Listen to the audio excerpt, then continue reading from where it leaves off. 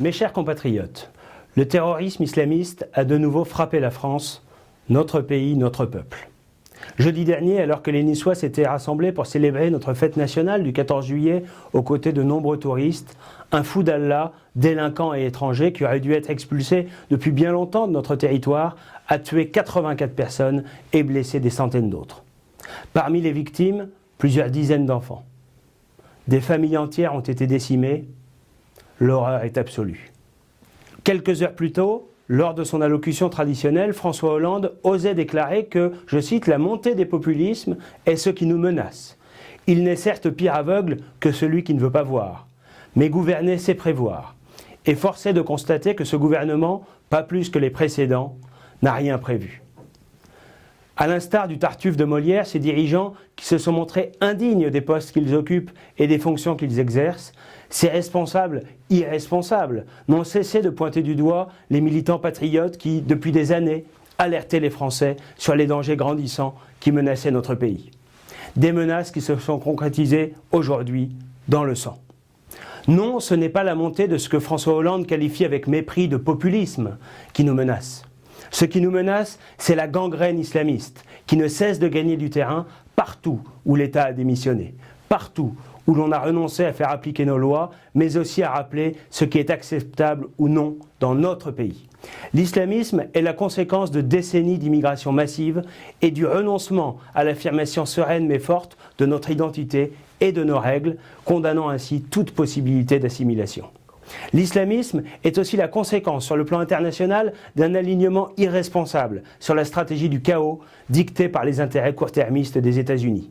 Ainsi, nos dirigeants ont méthodiquement éliminé ou affaibli tout ce qui, en terre d'islam, parvenait encore à contenir la poussée fondamentaliste. C'est bien ce qu'ont fait Nicolas Sarkozy et François Hollande qui ont encouragé, armé et soutenu les groupes islamistes qui sévissent en Libye et en Syrie.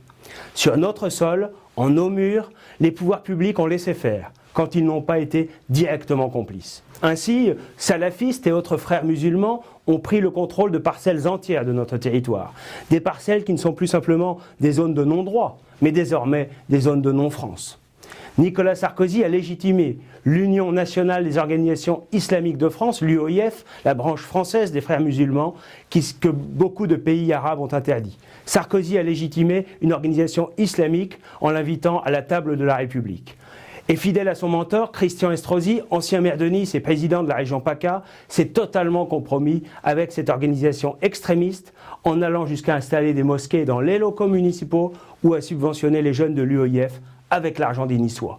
Mais au-delà de l'islamisme, qui en est devenu en quelque sorte l'expression politico-religieuse et l'étendard, il faut bien évoquer cette haine de la France, qui s'affirme de plus en plus clairement chez un certain nombre d'immigrés ou de descendants d'immigrés qui vivent aujourd'hui parmi nous. Il en est ainsi des groupes de rap qui insultent la France à longueur de chansons. Il en est ainsi de ces émeutiers qui, au pied de la Tour Eiffel ou sur les Champs-Élysées, arboraient des drapeaux algériens ou tunisiens après la finale de l'Euro de football. Il en va de même pour les vandales qui brûlent des voitures pour mieux caillasser les policiers et les pompiers venus éteindre ces incendies. Nous sommes aujourd'hui confrontés à une forme de sécession intérieure. Mes chers compatriotes, je l'ai dit ces derniers jours dans les médias et je le répète ici aujourd'hui avec force, de Mohamed Merah à Mohamed Boulel, tous les terroristes qui ont frappé notre pays sont issus de l'immigration et tous ont en commun une même haine de notre pays malgré tout ce qu'il a fait pour eux. Ces terroristes ont aussi généralement en commun un parcours délinquant ou criminel, souvent très jeune, signalant leur rupture avec notre société. Responsables politiques et éditorialistes parisiens répètent depuis des mois que nous sommes en guerre.